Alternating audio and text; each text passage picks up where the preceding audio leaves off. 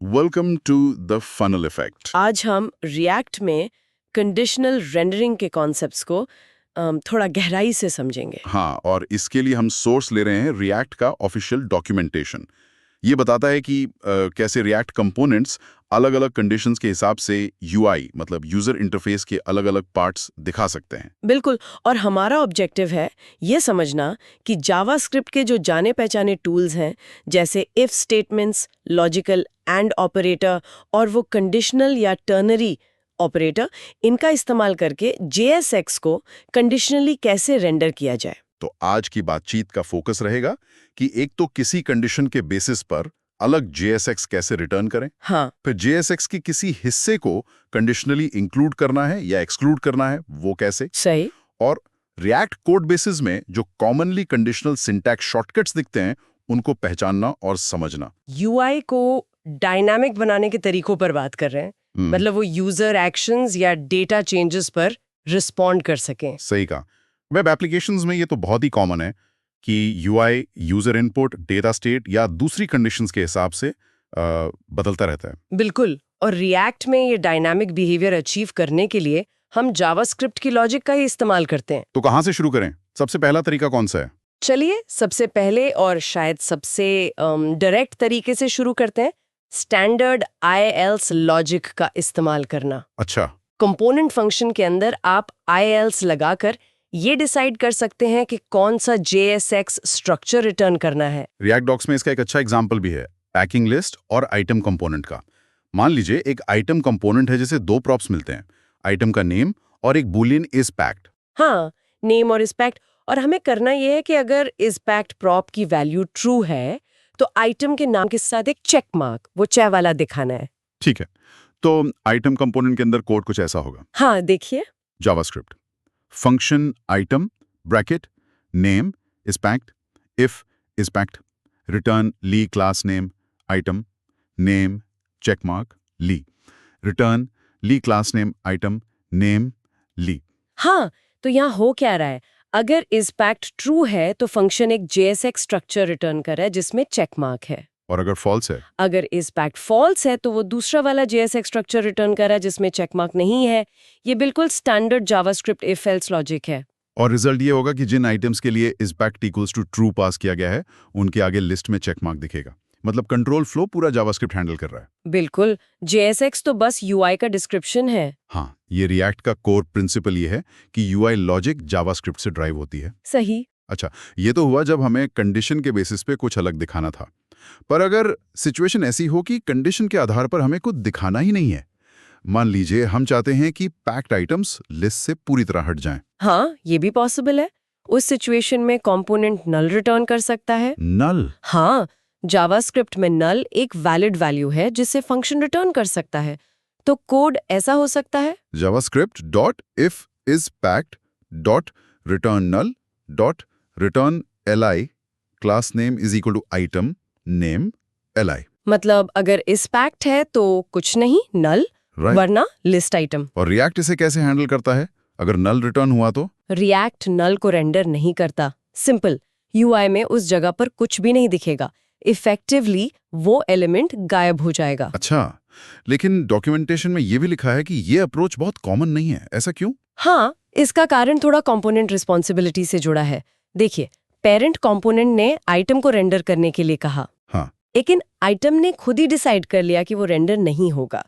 ये पेरेंट के लिए थोड़ा अनएक्सपेक्टेड हो सकता है, डिबगिंग में मुश्किल आ सकती है। समझ गया। तो ज्यादातर मामलों में ये फैसला पेरेंट कंपोनेंट में लेना बेटर प्रैक्टिस मानी जाती है कि चाइल्ड कंपोनेंट को रेंडर करना है या नहीं। हाँ, मतलब कंट्रोल पेरेंट कंपोनेंट में रखने से कोड ज्यादा प्रिडिक्टेबल रहता है। क्या ये स्टैंडर्ड प्रैक्टिस है? हाँ, आमतौर पर यही प्रेफर किया जाता है। पेरेंट कंपोनेंट लिस्ट को फिल्टर करके सिर्फ वही आइटम्स पास करे जो रेंडर होने चाहिए। अच्छा, या पेरेंट कंपोनेंट में ही कंडीशन लगाकर डिसाइड करे कि आइटम रेंडर करना है या नहीं। ठीक है। चलिए अब इफ एल्स वाले पहले तरीके पर वापस आते हैं। उसमें एक छोटी सी प्रैक्टिकल दिक्कत थी, कोड डुप्लीकेशन की। हाँ, आपने नोटिस किया होगा कि इफ और एल्स दोनों ब्लॉक्स में li class name item dot li वाला स्ट्रक्चर रिपीट हो रहा था। हाँ, एक ब्लॉक में li class name is equal to item और दूसरे में li class name is equal to item. हाँ, li टैग और उसकी क्लास नेम दोनों जगह कॉमन है। बिल्कुल, और ये DRY don't repeat yourself principle के खिलाफ जाता है। हाँ, अगर बाद में क्लास नेम बदलनी पड़ी तो 2 जगह बदलाव करना पड़ेगा। इससे कोड मेंटेन करना मुश्किल हो जाता है। तो इस रेपिटेशन से बचने का क्या तरीका है? इसका सोल्यूशन है कंडीशनल लॉजिक को JSX स्ट्रक्चर के अंदर ले जाना। अंदर? अच्छा, हाँ, ताकि कॉमन स्ट्रक्चर सिर्फ एक बार लिखा जाए। और इसके लिए रिएक्ट में कुछ हैंडी शॉर्टकट्स है ना? पहला है कंडीशनल या जिसे टर्नरी ऑपरेटर डॉट कहते हैं। ये कैसे काम करता है? टर्नरी ऑपरेटर जावास्क्रिप्ट का एक एक्सप्रेशन है। सिंटैक्स है condition dot value if true dot value if false. हाँ, ये कंडीशन के आधार पर 2 वैल्यूज में से एक को चुनता है। और इसका फायदा यह है कि ये एक एक्सप्रेशन है, स्टेटमेंट नहीं। इसलिए इसे JSX के अंदर कर्ली ब्रैकेट्स में इस्तेमाल किया जा सकता है। अच्छा, तो हमारे आइटम कंपोनेंट का रिटर्न स्टेटमेंट अब कैसा दिखेगा? वो कुछ ऐसा हो सकता है, देखिए। JavaScript return dot li class name equals item is packed dot name plus check Yeah. mark dot name is packed dot del name plus check mark dot name is packed dot del name plus check mark। हाँ, इसे हम ऐसे पढ़ सकते हैं, list item li के अंदर अगर is packed true है तो नेम के साथ चेक मार्क दिखाओ, वरना सिर्फ नेम दिखाओ। ये तो काफी कॉम्पैक्ट लग रहा है। हाँ है। और ये सिर्फ टेक्स्ट के लिए ही नहीं, आप कंडीशन के दोनों तरफ ज्यादा कॉम्प्लेक्स JSX भी रख सकते हैं। जैसे मान लीजिए पैक्ड आइटम के टेक्स्ट को डेल टैग में रैप करना है ताकि वो कटा हुआ स्ट्राइक थ्रू दिखे। अच्छा, हाँ, तो वो ऐसा हो जाएगा। JavaScript return dot li class name equals item is packed del name plus checkmark name is packed dot del name plus checkmark dot name is packed dot del name plus checkmark। यहाँ parenthesis लगाने से nested JSX की readability बढ़ जाती है। ये एक अच्छी टिप है। हाँ, ये जरूर मदद करता है। यहाँ एक और गहरा पॉइंट है, खासकर उन डेवलपर्स के लिए जिनका बैकग्राउंड ऑब्जेक्ट ओरिएंटेड प्रोग्रामिंग का है। अच्छा, वो सोच सकते हैं कि क्या इफ एल्स से अलग-अलग JSX रिटर्न करना और टर्नरी ऑपरेटर से कंडीशनली JSX बनाना, क्या ये परफॉर्मेंस या बिहेवियर के लिहाज से अलग है? क्या 2 अलग इंस्टेंसेस बन रहे हैं? हाँ, ये सवाल आ सकता है मन में। तो इसका जवाब क्या है? जवाब है कि ये तरीके पूरी तरह से इक्विवेलेंट हैं। अच्छा, ऐसा इसलिए क्योंकि JSX एलिमेंट्स असल में स्टेटफुल इंस्टेंसेस या डॉम नोड्स नहीं होते हैं। वो सिर्फ लाइटवेट डिस्क्रिप्शंस या ब्लूप्रिंट्स होते हैं। रिएक्ट इन डिस्क्रिप्शंस को पढ़कर एक्चुअल डॉम बनाता है, तो परफॉर्मेंस या बिहेवियर में कोई फर्क नहीं पड़ता। ये जानना बहुत जरूरी है। लेकिन टर्नरी ऑपरेटर के इस्तेमाल पर एक सलाह भी है डॉक्यूमेंटेशन में कि इसे ज्यादातर सिंपल कंडीशंस के लिए ही यूज करना चाहिए। अगर लॉजिक बहुत कॉम्प्लेक्स हो जाए या नेस्टिंग ज्यादा हो जाए तो कोड पढ़ना मुश्किल हो सकता है। बिल्कुल, अगर कंडीशन बहुत कॉम्प्लेक्स है तो उसे अलग वेरिएबल में हैंडल करना या चाइल्ड कंपोनेंट्स में ब्रेक करना ज़्यादा क्लीन अप्रोच हो सकता है। रीडेबिलिटी अक्सर कंसाइसनेस से ज़्यादा ज़रूरी होती है। सही बात है। ठीक है, अब दूसरे शॉर्टकट पर आते हैं, logical and operator double and.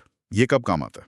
Double and operator तब बहुत यूजफुल होता है जब आप चाहते हैं कि कंडीशन ट्रू होने पर कुछ रेंडर हो और कंडीशन फॉल्स होने पर कुछ भी नहीं रेंडर हो। अच्छा, मतलब एल्स वाला केस नहीं है इसमें? नहीं, सिर्फ इफ देन वाला लॉजिक है, जैसे हमारे चेकमार्क वाले केस में। हम चेकमार्क सिर्फ तभी दिखाना चाहते हैं जब इस पैक ट्रू हो, फॉल्स होने पर कुछ और नहीं दिखाना। हाँ, ठीक है। तो डबल एंड ऑपरेटर का इस्तेमाल करके आइटम कंपोनेंट का रिटर्न स्टेटमेंट ऐसा बन सकता है। JavaScript return dot li class name equals item name is packed and checkmark dot li. हाँ, इसको कैसे इंटरप्रेट करेंगे? नेम दिखाओ और उसके बाद अगर एंड इज पैक्ड ट्रू है तो चेकमार्क भी दिखाओ, वरना कुछ मत दिखाओ। बिल्कुल। ये काम कैसे करता है ये समझना दिलचस्प है। जावास्क्रिप्ट में एंड ऑपरेटर का बिहेवियर ऐसा है कि अगर लेफ्ट साइड की कंडीशन इज पैक्ड ट्रू है तो ये एक्सप्रेशन अपने राइट साइड की वैल्यू चेकमार्क रिटर्न करता है। ठीक है, लेकिन अगर लेफ्ट साइड की कंडीशन फॉल्स है तो ये एक्सप्रेशन लेफ्ट साइड की वैल्यू जो कि फॉल्स है रिटर्न करता है। और जैसा हमने नल के केस में देखा था, रिएक्ट फॉल्स को रेंडर में ही करता है ना? एग्जैक्टली। रिएक्ट फॉल्स, नल, अनडिफाइंड और ट्रू बुलियन को भी रेंडर नहीं करता, तो इफेक्टिवली चेकमार्क गायब हो जाता है जब इस पैक्ट फॉल्स होता है। Got it. एग्जैक्टली। लेकिन यहीं पर एक बहुत जरूरी प्याज, मतलब एक पोटेंशियल पिटफॉल है जिसे सावधान रहना चाहिए। अच्छा, वो क्या है? एंड ऑपरेटर के लेफ्ट साइड में नंबर्स का इस्तेमाल करने से बचना चाहिए, खासकर 0 का। 0 पर क्यों? जावास्क्रिप्ट में 0 तो फॉल्स ही माना जाता है, मतलब कंडीशन में फॉल्स की तरह ट्रीट होता है, तो कंडीशन फॉल्स ही मानी जानी चाहिए। हाँ, 0 फॉल्स ही है, लेकिन एंड ऑपरेटर का इवैल्यूएशन थोड़ा अलग है। अगर लेफ्ट साइड 0 है जो फॉल्स ही है, तो पूरा एंड एक्सप्रेशन फॉल्स इवैल्यूएट होने के बजाय 0 इवैल्यूएट होता है। क्या? हाँ, ऑपरेटर लेफ्ट साइड की फॉल्स ही वैल्यू 0 को ही रिटर्न कर देता है। ओहो, और रिएक्ट नंबर्स को तो रेंडर करता है टेक्स्ट की तरह। बिल्कुल। तो अगर किसी ने कोड लिखा message count and p new messages P, और मैसेज काउंट की वैल्यू 0 है, तो यूआई में पी टैग की जगह सिर्फ 0 लिखा हुआ आ जाएगा। प्रिसाइसली। ये एक बहुत कॉमन मिस्टेक है जो अनएक्सपेक्टेड यूआई बिहेवियर दिखा सकती है। लोग सोचते हैं कुछ नहीं दिखेगा, पर 0 दिख जाता है। बाप रे, तो इसका सोल्यूशन क्या है? सोल्यूशन सिंपल है, कंडीशन को एक्सप्लिसिटली बूलियन बनाना। Message count and p new messages बजाय message count 0 and p new messages लिखें। अच्छा, कंपैरिजन लगा दें। हाँ, अब लेफ्ट साइड के एक्सप्रेशन का रिजल्ट या तो ट्रू होगा या फॉल्स, कभी भी 0 नहीं होगा। Got it. ये वाकई एक जरूरी डिटेल है, खासकर एंड शॉर्टकट इस्तेमाल करते समय। तो हमने आईएफएल्स रिटर्न देख लिया, नल रिटर्न, टर्नरी ऑपरेटर और लॉजिकल एंड वे। क्या इनके अलावा भी कोई तरीका है? हाँ, एक और बहुत कॉमन और फ्लेक्सिबल तरीका है, खासकर तब जब टर्नरी या एंड शॉर्टकट से लॉजिक कॉम्प्लेक्स या अनरीडेबल होने लगे।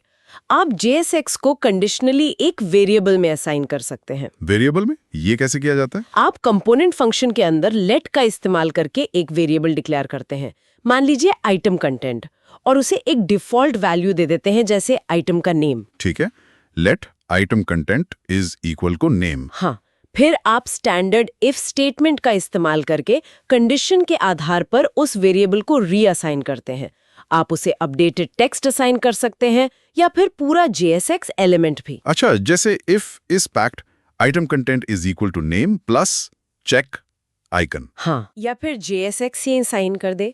इफ इज पैक्ड तो item content equal to dollar name plus check dollar. समझ गया। और फिर आखिर में मैं JSX स्ट्रक्चर के अंदर उस वेरिएबल को कर्ली ब्रेसेस में एम्बेड कर देते हैं। बिल्कुल सही।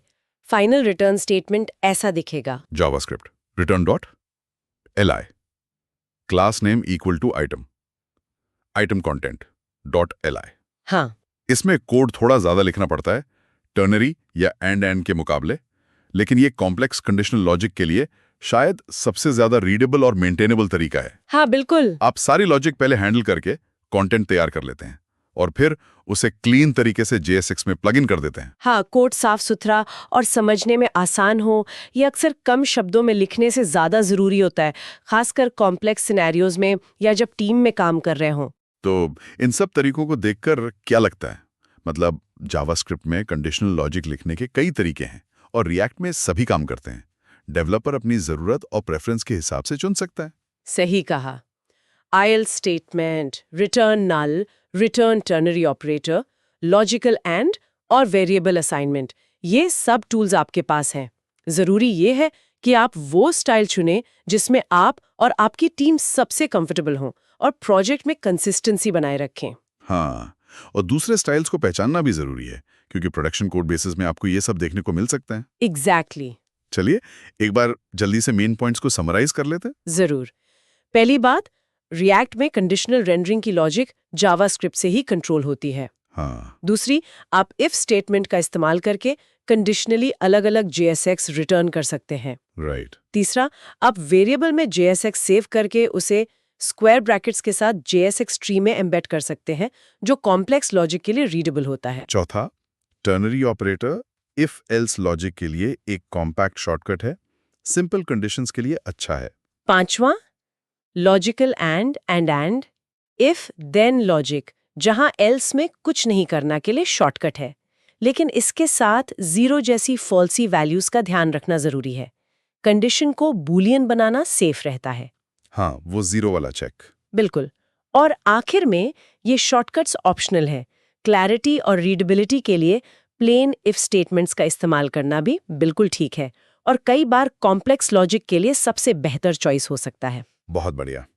ये रिएक्ट में कंडीशनल रेंडरिंग के कोर कॉन्सेप्ट्स का एक काफी अच्छा ओवरव्यू था। हाँ, लगता है हमने सारे मेन तरीके कवर कर लिए हैं।